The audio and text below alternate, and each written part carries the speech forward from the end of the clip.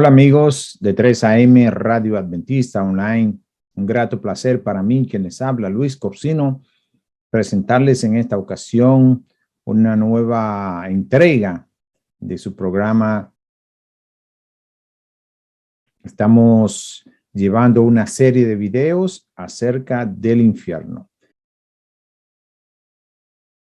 Muchas personas creen que el infierno es un lugar físico, en donde van las personas al morir, aquellas personas que no aceptaron al Señor Jesucristo y que por lo tanto entonces están en un lugar llamado infierno, que físicamente es un espacio en alguna parte de la tierra, del espacio, no sé dónde, en donde las personas van y están quemándose eternamente sin consumirse, o donde un gusano constantemente lo está mortificando, o donde hay un humo que sale y que sube eternamente. ¿Será cierto eso lo que dice la Biblia acerca del infierno? ¿Existe la palabra infierno en la Biblia? Y si es así, ¿realmente es un lugar físico dentro de la tierra o en algún lugar en el espacio? En un video anterior estuvimos hablando acerca de los textos que no apoyan la teoría o la doctrina comúnmente conocida como el infierno.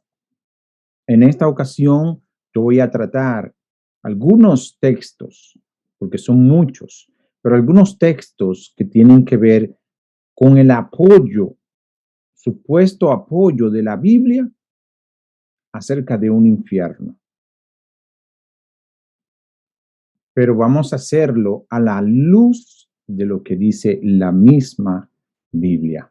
Recuerden, como siempre le digo, la Biblia no puede contradecirse. La Biblia no puede ser interpretación personal. Y la Biblia dice lo que quiere decir, no lo que nosotros querramos decir. Y siempre que hablemos, debemos hablar de acuerdo a la luz y al testimonio. Si no hablamos de acuerdo a eso, o sea, a la ley y al testimonio, si no hablamos conforme a eso, es porque todavía espiritualmente no nos ha amanecido. Bien, antes de comenzar, quiero, como siempre, tener una oración para que el Señor sea quien dirija esta charla que vamos a tener, esta pequeña presentación acerca del infierno. Amado Padre que estás en los cielos, te doy gracias por tu amor y misericordia. Gracias por la oportunidad que me das nuevamente de poder exponer tu palabra delante de las personas que están viendo este video. Por favor, te pido que las acompañes, que las guarde, que las proteja, sobre todo que tú puedas guiarla hacia el conocimiento de tu palabra. Tu palabra es la verdad. Y nosotros estamos exponiendo tu palabra, Señor. En el nombre de Jesús. Amén.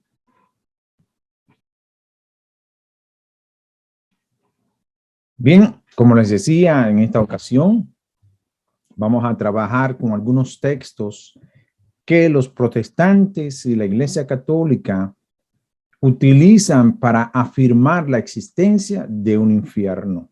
Pero antes quiero recordarles que si este video sirve de algo para usted o para alguna persona que usted entiende que lo necesita, por favor, compártalo. Y suscríbase a nuestro canal de YouTube. Queremos llegar a la suma de 100 personas en este momento para poder nosotros personalizar nuestro canal. Si usted es una de esas personas que está viendo este video, por favor suscríbase, dele a compartir y dele like para que este ministerio pueda seguir avanzando en la predicación. Estamos también en Facebook, en donde compartimos también estos videos y otros que también hemos hecho ya. Estamos también en Instagram, en donde estamos iniciando un nuevo proyecto, un proyecto que será de bendición para muchas personas, porque es un proyecto de devocionales en lo que vamos a estar animando a nuestros hermanos cada día. Se llama Promesas en Camino. Así que no se pierdan, vayan a Instagram, vean los videos, denle like, compártanlo, suscríbanse y ayuden a este ministerio a que podamos echar hacia adelante, predicando la palabra de Dios a tiempo y fuera de tiempo.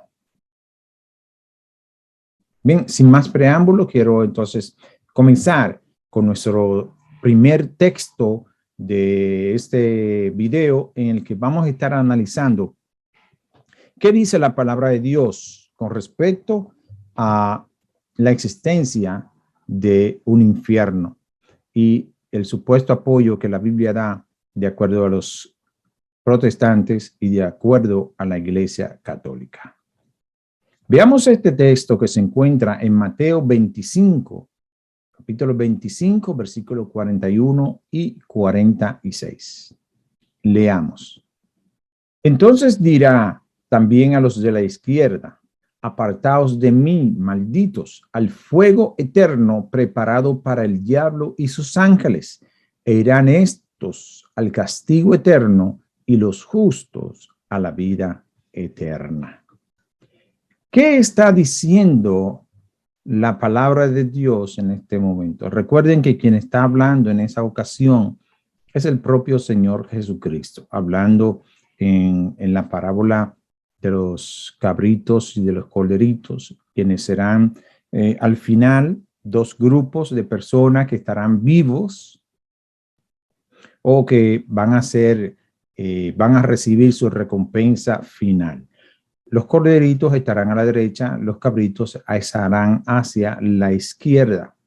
Por eso dice, a esto le dirá también a los de la izquierda: apartaos de mí, al fuego eterno preparado para el diablo y sus ángeles.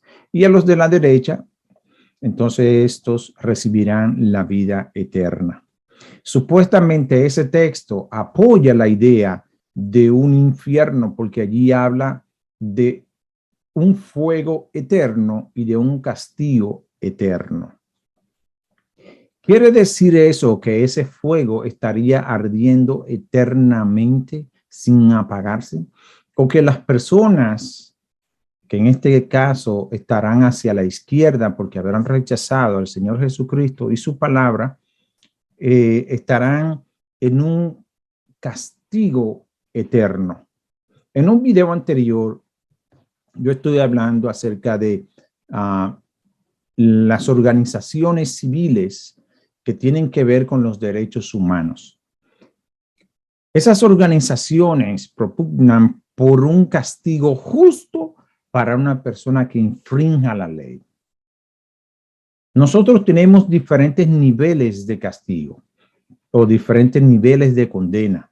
Dependiendo la falta cometida, el juez dictamina una sentencia. Puede ser una fianza, puede ser trabajos comunitarios, pueden ser trabajos forzosos, pueden ser años de cárcel, incluso llegamos hasta la condena perpetua, o sea, cadena perpetua, y en algunos estados o en algunos países también llegamos a la muerte. Pero me quiero referir en el caso de la condena que se le da como máximo castigo a las personas, poniendo aparte la condena de muerte, que es la cadena perpetua. Pero en esa expresión, cadena perpetua, deberíamos entender que esa persona va a permanecer presa eternamente, porque dice cadena perpetua. Y el término perpetuo significa no terminar nunca.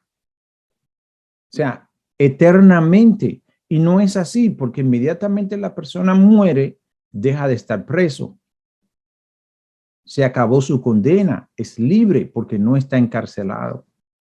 Entonces, el término perpetuo en ese orden, en ese sentido, tiene que ver con la duración de la vida de la persona hasta que esa persona viva, porque si muere a los 5 años, entonces ya no sería perpetuo, sería solamente una condena de 5 años porque esa persona va al cementerio.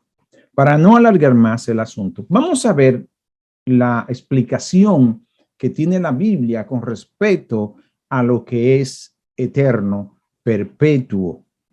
o por los siglos de los siglos.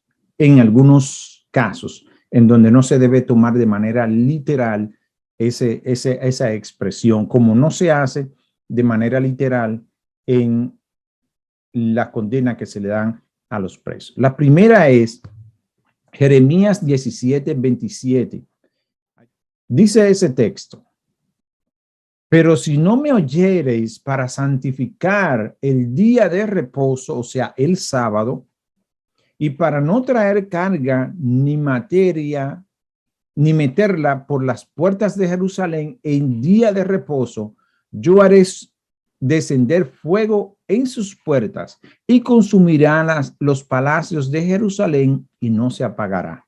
O sea, el Señor está dándole allí una sentencia prácticamente al pueblo de Israel. Si ustedes no dejan de meter carga por las puertas de Jerusalén, en otras palabras, de estar comerciando, de estar vendiendo, de estar haciendo negocio en el día de reposo, dice, yo voy a hacer que descienda fuego sobre sus puertas y consumirá los palacios de Jerusalén y ese fuego no se apagará. Entonces, quiere decir que si nosotros vamos a la ciudad de Jerusalén, en donde estaba el palacio del rey en ese momento, debe haber una puerta que en este momento se debe estar consumiendo todavía, debe estar quemándose todavía, pero que no ha terminado de consumirse. Sería algo bien extraño y no es así. Entonces, la idea aquí de no se apagarán significa que no se apagarán mientras se consuman las puertas. Por más que las personas quisieran apagar el fuego, no se van a apagar. Ustedes han visto fuego en que por más agua que le echen, ese fuego no se apaga. Pues esa es la idea. No habría manera de apagar el fuego que el Señor mandó a que ardiera. Si vamos a Judas capítulo 1, versículo 7, entonces allí vamos a ver algo bien interesante. Como Sodoma y Gomorra y las ciudades vecinas, las cuales de la misma manera que aquellos, habiendo fornicado e ido en pos de vicios contra naturaleza, fueron puestas por ejemplo, sufriendo el castigo del fuego eterno. O sea, supuestamente Sodoma y Gomorra fueron consumidas. Y digo supuestamente porque muchas personas entienden que ese fuego eterno todavía debe estar ardiendo. Pero cuando usted va a donde estaba la ciudad de Sodoma y Gomorra, en este momento usted no va a encontrar absolutamente nada. Pero sin embargo, la Biblia aquí, Judas está diciendo que ellos estarían sufriendo el castigo o del fuego eterno. El castigo del fuego eterno. Sin embargo, Sodoma y Gomorra, repito, no se están consumiendo en este momento porque ellos fueron puestos por ejemplo. ¿Cuál es el ejemplo? Que así como le pasó a Sodoma y a Gomorra, le va a pasar a todas estas ciudades impías que están haciendo lo mismo que hicieron lo de Sodoma y Gomorra. ¿Qué fue lo que hicieron? Ir en contra de la naturaleza, sobre todo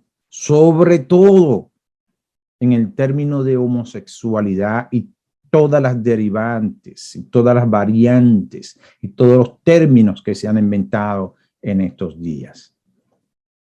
Sodoma hizo eso y fueron consumidas y puestas por ejemplo y ya no existen. Así serán estas ciudades, especialmente esta en la que nosotros vivimos.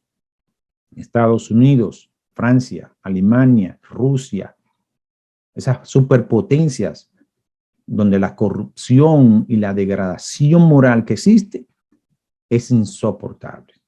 Sigo con otro texto. Vayamos entonces para ver a Jonás 2:6. En Jonás 2:6 está hablando allí precisamente de lo que sucedió a Jonás cuando fue lanzado al mar. Conocemos la historia, no vamos a ir allá. Jonás dice que él bajó hasta los cimientos de la tierra y que allí fue tragado. Y él entendió que él permaneció allí para siempre. Lo encerró para siempre. Pero nosotros sabemos por la historia de Jonás que él duró solamente 3 días y 3 noches, porque así mismo lo confirmó también Jesús cuando le pidieron señal Él dijo, no se le va a dar señal. La única señal que se le va a dar es la señal de Jonás, que así como Jonás estuvo en el vientre del gran pez 3 días y 3 noches, así también va a estar el Hijo del Hombre en el vientre de la tierra por 3 días y 3 noches. Apocalipsis 20:10 dice que el humo del tormento de ellos va a subir por los siglos de los siglos. Miren, cuando hay humo, porque hay fuego, y si hay fuego, porque hay combustible, hay cosas que se queman, y ese humo va a subir. Pero la consecuencia de que se quemen la materia es el humo, esa es la consecuencia, el humo y la ceniza. Ahora no tengo el tiempo para poder explicar y buscar todos los textos para explicarle a ustedes la ceniza que van a pisar los santos y el humo que van a estar viendo. Pero no es que va a haber un humo en algún lugar en la tierra donde se va a estar consumiendo constantemente y subiendo un humo. No, lo que está diciendo allí es que sus consecuencias van a ser eternas. No hay manera de que un fuego permanezca eternamente. Miren, ni las estrellas permanecen para siempre. Permanecen por muchos años hasta que consumen todo su hidrógeno. Cuando lo consumen se apagan. Lo único que es eterno es Dios. No hay manera. Además, la misma Biblia dice que el pecado no se va a levantar 2 veces. La paga del pecado es muerte. Entonces, no hay manera. No dice estar muriendo, dice muerte. Ezequiel 28, 18 y 19. Allí Ezequiel está hablando acerca de Satanás. Muchos dicen, oh no, que Satanás es quien está a cargo del infierno. Satanás no tiene ningún cargo en ninguna parte. El Señor no lo ha designado como jefe en ninguna parte. Y Ezequiel 28, 18 y 19, si usted lo lee, va a haber una parte en donde usted lo lea que dice que Satanás será consumido. Cuando algo se consume es porque se desapareció. Se consumieron, se acabó. No hay más. Entonces la Biblia no se puede contradecir. El diablo no puede estar por siempre en un infierno atormentando a la gente. Y sin embargo la Biblia dice que será consumido. Ezequiel 28, 18 y 19. Apocalipsis 20, 7 al 9. Vamos a ese texto. Apocalipsis 20, 7 al 9. Y leo en ese texto. Cuando los 1000 años se cumplan, Satanás será suelto de su prisión y saldrá a engañar a las naciones que están en los 4 ángulos de la tierra, a Gog y a Magog, a fin de reunirlos para la batalla, el número de los cuales es como la arena del mar. Y subieron sobre la anchura de la tierra y rodearon el campamento de los santos y la santa ciudad. Y de Dios descendió fuego del cielo y los consumió. Y el diablo que los engañaba fue lanzado en el lago de fuego y azufre, donde están la bestia y el falso profeta, y serán atormentados día y noche por los siglos de los siglos. Pero la única parte que la gente ve es que dice que serán atormentados día y noche por los siglos de los siglos. Pero la parte donde dice que descendió fuego del cielo y los consumió, ellos lo subrayan, lo borran o lo ignoran. Si él lo consumió con el fuego, ¿cómo es posible que estén atormentándose día y noche por los siglos de los siglos de los siglos de los siglos? No hay manera. El término por los siglos de los siglos es solamente hasta que dure el fuego. Sus consecuencias van a ser por los siglos de los siglos de los siglos de los siglos de los siglos. No hay un lugar en donde nosotros podamos estar quemándonos eternamente. Vamos entonces al otro texto, en donde Lucas, el doctor Lucas, escribiendo en Hechos de los Apóstoles, en el capítulo 2, versículo 31, dice, viéndolo antes, habló de la resurrección de Cristo, que su alma no fue dejada en el Hades, ni su carne vio corrupción. Volvemos otra vez en la interpretación de la palabra infierno. Nótese que yo leí Hades. En la versión que yo tengo dice Hades, no infierno. Algunas versiones, como la 1909 o la 1500 y algo, y entre otras versiones, dice la palabra infierno, pero la palabra que se utiliza realmente en el griego es el Hades. Hades. Yo voy a buscar aquí en esta aplicación algunas Biblias y le voy a leer donde dice ese texto para que ustedes vean cómo se traduce en algunas de las Biblias. En la Biblia, la palabra de Dios para todos, dice la palabra allí, David supo esto antes de que sucediera y dijo a él, no lo dejaron abandonado en el lugar de la muerte, ni se pudrió su cuerpo en la tumba. Esa es la palabra de Dios para todos. No pueden decir que es una Biblia adventista ni nada por el estilo. Es la Biblia de Dios para todos. Dice, en la tumba, no en el infierno. David estaba hablando de la resurrección de Cristo. Voy a leer la Nueva Biblia de las Américas. La Nueva Biblia de las Américas dice allí, en el versículo 31, miró hacia el futuro y habló de la resurrección de Cristo, que ni fue abandonado en el Hades, ni su carne sufrió corrupción. Esta la traduce como Hades. En la Biblia de las Américas dice lo siguiente, miró hacia el futuro y habló de la resurrección de Cristo, que no fue abandonado en el Hades, ni su carne vio corrupción. Y la Reina Valera de 1960, entonces la traduce como infierno. Viéndolo antes, habló de la resurrección de Cristo, que su alma no fue dejada en el infierno. Por lo tanto, concluimos en este versículo que primero no se está refiriendo al infierno, porque esa palabra no existe en el griego, no existe en el original. Es solo una mala traducción, producto de la tradición. Pero la palabra real es Hades. Y la King James Version, que es una versión en inglés, dice lo siguiente. Ella lo traduce como hell. Hell, que significa infierno. Pero la traducción real es tumba o grave. Pero la mala traducción por la influencia de las tradiciones cambiaron el sentido y pusieron entonces un infierno. Pero la palabra que se utiliza realmente es el Hades, que es la que es igual que la palabra hebrea Sheol o Seol, que solamente se refiere a una tumba, como bien lo traduce la palabra de Dios para todos. Ya en el video anterior hemos hablado de los cuatro términos que se utilizan para traducir el sepulcro: Sheol, Hades,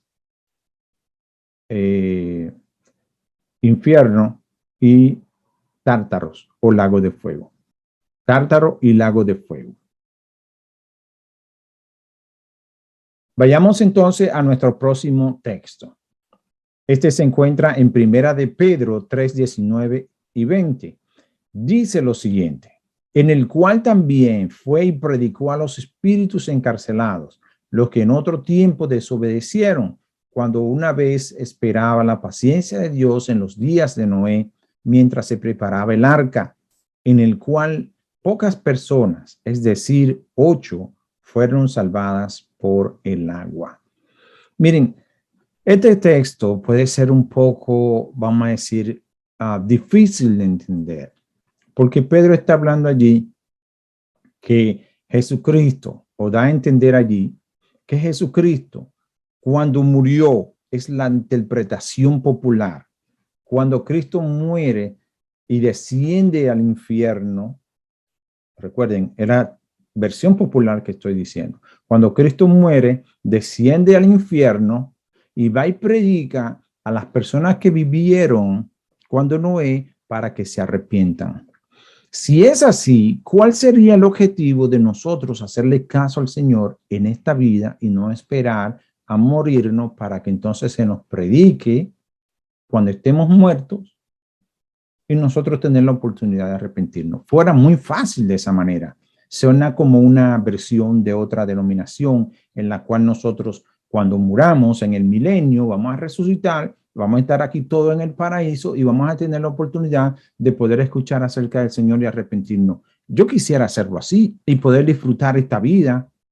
Me encantaría disfrutar este momento de ir a las cosas donde yo quiero ir y hacer las cosas que yo quiero hacer sin importar las consecuencias. Pero sucede que no es así. El Señor no fue cuando murió, el Señor fue a través de Moisés, a través de Noé, quien predicó. Vamos a ver algunos textos que nos ayudan a nosotros a entender mejor el asunto de cómo fue él y predicó a otros en aquel tiempo. Vayamos a Primera de Pedro, a Segunda de Pedro 2:4. ¿Qué dice ese Segunda de Pedro 2:4?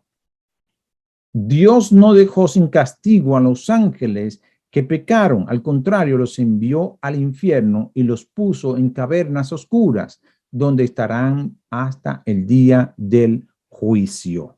Eso supuestamente dice que el Señor agarró y a los ángeles que pecaron lo puso en una prisión. ¿Acaso es posible nosotros poder aprisionar espíritus?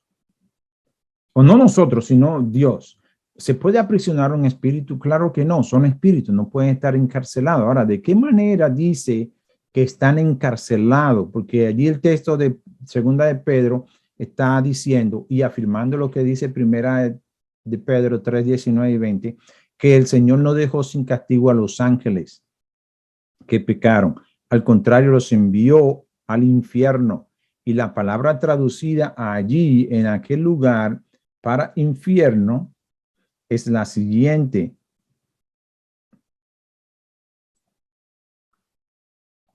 Es tártaro. Esa es la palabra que se traduce como infierno, tártaro. Y es la única vez que se utiliza en la Biblia. Y es el único que lo utiliza Pedro. Pero eso es como una prisión. No es un infierno, es una prisión. Pero ¿de cuál es la prisión de la que está hablando? Fíjense que si es en sentido figurado, porque dice con cadenas de oscuridad. ¿A dónde hay una cadena de oscuridad con la cual pueda ser aprisionado alguien? No debe entenderse el sentido literal de la palabra infierno porque no existe. Es tártaro y significa una prisión. Judas 1:6 también dice algo con respecto a eso. Dice Judas 1:6. Y si condenó por destrucción las ciudades de Sodoma y Gomorra, tornándolas en ceniza y poniéndolas, por ejemplo, a los que habían de vivir sin temor y reverencia de ellos. O sea, el Señor agarró y condenó a las ciudades por destrucción, tornándola en ceniza y poniéndola, por ejemplo. El Señor no está hablando allí acerca de una prisión literal. Primera de Pedro 4:6 nos va a aclarar este asunto. Primera de Pedro 4:6. ¿Qué dice Primera de Pedro 4:6? Porque por esto también ha sido predicado el evangelio a los muertos, para que sean juzgados en carne según los hombres y vivan en espíritu según Dios. Oh, mira, tú ves, dicen, tú ves, le fue predicado a los muertos. Sí, pero ¿en qué momento se le predicó a los muertos? Se supone que fue cuando estaban vivos, no cuando fueron al sepulcro. Hemos hablado en otros videos acerca del estado de los muertos. Y recuerden que la Biblia no puede contradecirse. Pedro no está hablando en ese texto de que bueno, se fue y se le predicó a los muertos, porque pudiera darse la idea, pero fíjense lo que dice la palabra. Porque por esto también ha sido predicado el evangelio a los muertos, para que sean juzgados en carne según los hombres y vivan en espíritu según Dios. Ahora, vayamos a Primera de Pedro, capítulo 1, versículo 11 y 12. Primera de Pedro 1, 11 y 12 dice lo siguiente: escudriñando cuándo y en qué punto de tiempo significaba el Espíritu de Cristo que estaba en ellos, el cual prenunciaba las aflicciones que habían de venir a Cristo y las glorias después de ellas, a los cuales fue revelado que no para para sí mismo, sino para nosotros, administraban las cosas que ahora os son anunciadas de los que os han predicado el evangelio por el Espíritu Santo enviado del cielo, en los cuales desean mirar los ángeles. O sea, ellos predicaron por el Espíritu de Cristo. Eso es lo que está diciendo el texto. ¿Quiénes? Los profetas predicaron por el Espíritu de Cristo que estaba en ellos. Vamos a Nehemías 9:30. ¿Qué dice Nehemías 9:30 con respecto a este asunto también? Dice allí: y alargaste sobre ellos muchos años y protestásteles con tu espíritu por mano de los profetas, mas no escucharon, por lo cual los entregaste en manos de los pueblos de la tierra. ¿Qué está diciendo Jeremías? O sea, el Señor dice que alargó en ellos los muchos años y le protestaba con su espíritu, pero ¿por medio de quién? ¿Por mano de quién? Por mano de los profetas. O sea, cuando la Biblia en 1 de Pedro 3, 19 y 20 dice, en el cual también fue y predicó a los espíritus encarcelados, los que en otro tiempo desobedecieron, cuando una vez esperaba la paciencia de Dios en los días de Noé, mientras se preparaba el arca, el cual pocas personas, es decir, 8, fueron salvas por el agua. Jesús fue a predicarle allá cuando murió y descendió a la tumba. No, él predicó a través de los profetas, por su espíritu, a través de los profetas. En este caso, Noé, pregonero de justicia. Si no queda claro en este texto o está confundido, por favor, díganlo en los comentarios. Si está en contra y tiene algún texto que puede rebatir lo que está diciendo, los textos de Primera de Pedro 1, 11 y 12, Nehemías 9:30 y Apocalipsis 19:10. Vamos a buscar por último Apocalipsis 19:10, que nos dice allí: y yo me eché a sus pies para adorar, y él me dijo, mira, no lo hagas, yo soy consiervo contigo y con tus hermanos que tienen el testimonio de Jesús. Adora a Dios, porque el testimonio de Jesús es el espíritu de la profecía. O sea, el testimonio de Jesucristo. Jesucristo está predicando en este momento, pudiéramos decir. Jesucristo está predicándole a esta generación de este momento. ¿A través de quién? A través de nosotros, porque tenemos el espíritu de profecía, el cual es el espíritu de Cristo. Ese texto es aclarado a la luz de la palabra de Dios. Sigamos con el siguiente, que se encuentra en Primera de Pedro 4:6.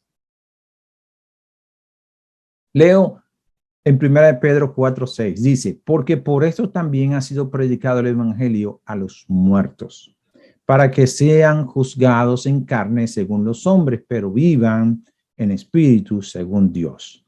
Ese texto, aunque lo vimos anteriormente, vamos a explicarlo ahora. Ahora, ¿qué quiere decir Pedro cuando dice que por eso también el evangelio fue predicado a los muertos, para que sean juzgados en carne según los hombres, pero vivan en espíritu según Dios? Eso lo vamos a explicar a la luz de 4 textos bíblicos. El primero lo encontramos en Colosenses 2:13. Vamos a Colosenses 2:13 y allí la palabra de Dios dice lo siguiente: y a vosotros, estando muertos en pecados y en la incircuncisión de vuestra carne, os vivificó juntamente con él, perdonándoos todos los pecados. O sea, Pablo, hablando a los colosenses, dice que en otro tiempo estábamos muertos al pecado. Esto puede entenderse de varias maneras y la interpretación popular es, bueno, mira, ahí lo está diciendo claro, ¿eh? Pedro lo está diciendo porque el evangelio fue predicado a los muertos. O sea, alguien fue y le predicó a los muertos. En este caso, Jesús fue y le predicó a los muertos. Esa es la interpretación popular. La otra es que de lo que Pedro está hablando es de la muerte espiritual, porque está predicándole a los gentiles y los gentiles en otro tiempo estaban muertos espiritualmente. O sea, cualquier persona que no haya entregado su vida al Señor espiritualmente es una persona muerta, aunque viva. Vamos a decir, son zombies, ¿verdad? Cualquier persona no arrepentida, un ateo, un converso, cualquier persona está viva, pero está muerta espiritualmente. ¿Por qué? Porque no tiene a Cristo. Él es quien da vida. Entonces, puede interpretarse esa parte y es lo que está diciendo el texto de Colosenses 2:13. Dice, y vosotros estando muertos en pecado. ¿Por qué? Porque el pecado lo que hace es que mata. Nosotros estamos muertos en pecado. Ahora, la otra interpretación es que está hablando de aquellos mártires que han muerto por predicar el evangelio. A ellos fue predicado el evangelio y ellos murieron por causa de esa predicación, para que ellos también sean juzgados cuando Jesucristo venga, ¿no?, en la carne, según todos los hombres, pero ellos viven en espíritu. Y vamos a ver el otro texto que se encuentra en Efesios. Vamos a ir a Efesios capítulo 2, versículo 1. Dice allí el apóstol Pablo, y de ellas recibisteis vosotros, que estabais muertos en vuestros delitos y pecados. Nuevamente el apóstol recalca el hecho de que una persona que anda en pecado es una persona muerta espiritualmente. Efesios 2:5 dice, aún estando nosotros muertos en pecados, nos dio vida juntamente con Cristo. Por gracia sois salvos. Vuelve y recalca otra vez que estábamos muertos en pecado. Volvamos a Pedro. Primera de Pedro 3:18. Dice Primera de Pedro 3:18 lo siguiente: porque también Cristo padeció una vez por los pecadores, el justo por los injustos, para llevarnos a Dios, siendo la verdad muerto en la carne, pero vivificado en el espíritu. O sea, Cristo era muerto en la carne, pero vivificado en el espíritu.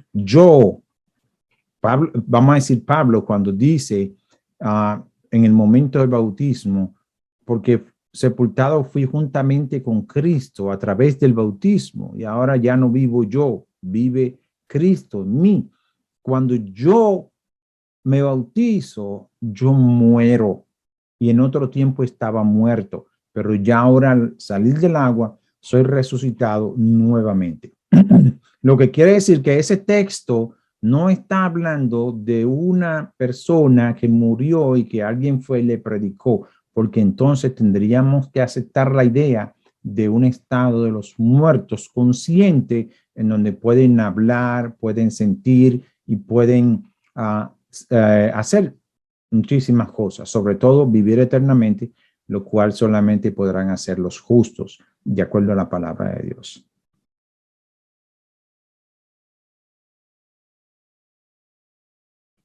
Apocalipsis 14:11 es nuestro siguiente texto. Apocalipsis 14:11 dice, y el humo de su tormento sube por los siglos de los siglos, y no tienen reposo de día ni de noche los que adoran a la bestia y a su imagen, ni nadie que reciba la marca de su nombre. Nuevamente volvemos al término humo de su tormento por los siglos de los siglos. Y vamos a interpretar, no de mí, sino de la palabra, porque todo lo que utilizo son textos de la Biblia para referirme en el contexto de lo que estoy leyendo. Si vamos a Isaías 34:10, allí el Señor está hablando acerca del juicio a las naciones. Y a Isaías hace referencia a algo parecido en este texto. Dice, no se apagará de noche ni de día, perpetuamente subirá su humo, de generación en generación será asolada, nunca jamás pasará nadie por ella. Está hablando acerca de la destrucción de la tierra. Cuando Isaías está hablando acerca de eso. En el versículo 39, o en los siguientes de arriba, cuando ustedes leen, ustedes van a estar viendo que el Señor está hablando acerca del juicio que establecerá a las naciones. Y el término que se utiliza allí dice claramente, no se apagará de noche ni de día, perpetuamente subirá su humo, de generación en generación será asolada, nunca jamás pasará nadie por ella. Pudiéramos interpretar ese texto a la luz de Judas 1:6, en donde también dice que el humo de Sodoma y Gomorra, el fuego que consumió a Sodoma y Gomorra, está igual que ese texto dice, quemándose o ardiendo de generación en generación y para siempre. Pero esa no es la idea. Apocalipsis 18:9, vamos a ver qué dice Apocalipsis 18:9 en ese sentido. Dice Apocalipsis 18:9, y llorarán y se lamentarán sobre ella los reyes de la tierra, los cuales han fornicado con ella y han vivido en deleites, cuando ellos vieren el humo de su incendio. Y Apocalipsis 20:10, donde dice, y el diablo que los engañaba fue lanzado en el lago de fuego y azufre, donde estaban la bestia y el falso profeta, y serán atormentados día y noche por los siglos de los siglos. Lo que no dicen, lo que propugnan, o lo que impulsan, o lo que apoyan la doctrina del infierno y un lugar de tormento eterno, es que cuando la Biblia habla del lago de fuego eterno, se refiere a la muerte segunda. Apocalipsis 20. Apocalipsis 20:14 dice, y el infierno, o sea, el sepulcro, aquí la palabra en Apocalipsis 20:14, la palabra es Thanatos, para referirse al infierno. Literalmente la muerte. Y la muerte fueron lanzados en el lago de fuego. Esta es la muerte segunda. Cuando la Biblia habla del lago de fuego, del fuego eterno, está hablando de la segunda muerte. Bienaventurados los que tienen parte en la primera resurrección, porque la segunda muerte no tiene poder sobre ellos. Porque ese va a ser ese infierno, ese va a ser el lago de fuego. Esa va a ser la consecuencia de aquellos. El problema está, concluyendo, en la mala interpretación bíblica, tomando como referencia tradiciones humanas. Y con ello me refiero al infierno. Y ustedes saben del asunto de Dante Alighieri y su comedia. Vienen tradiciones populares, conceptos populares y se introducen en la interpretación de la palabra de Dios. Pero la palabra de Dios no se interpreta a la luz de las tradiciones, se interpreta a la luz de ella misma. Un poquito aquí, un poquito allá, a la ley y al testimonio, si no hablan conforme a ello, no le ha amanecido. Ninguna profecía fue traída por voluntad humana, sino que los santos hombres de Dios hablaron siendo inspirados por el Espíritu Santo. No es traída por voluntad humana. El Espíritu Santo es quien interpreta la palabra. Nadie puede tener esa prerrogativa de decir, oh, yo interpreté. No, el Señor da el entendimiento para que tú puedas comprender. Abre tus ojos espirituales para que tú puedas entender la palabra, no para que tú interpretes la palabra, porque no tenemos esa prerrogativa, no tenemos esa capacidad de interpretar la palabra. Ya la palabra está interpretada ella misma, solo que hay que buscarlo. Recuerden, Satanás cuando se enfrentó a Jesús en el momento de su, vamos a decir, de su desierto espiritual, utilizó la Biblia para tentar a Jesús. Pero cuando la usaba fuera del contexto que realmente quería decir la Biblia. Eso es lo que están haciendo muchas personas hoy en día. Están utilizando la Biblia fuera de contexto para buscar un pretexto. Pero la palabra de Dios es clara, es simple y es llana. Cuando dice sí, es sí. Cuando dice no, es no. No puede proceder más de ahí porque lo que procede más de ahí, entonces es pecado. No podemos decir ni que sí ni que no. No podemos decir otras cosas. Tenemos que decir lo que dice la palabra de Dios. El problema está en que muchas personas cuestionan la justicia de Dios y no entienden qué significa la justicia de Dios.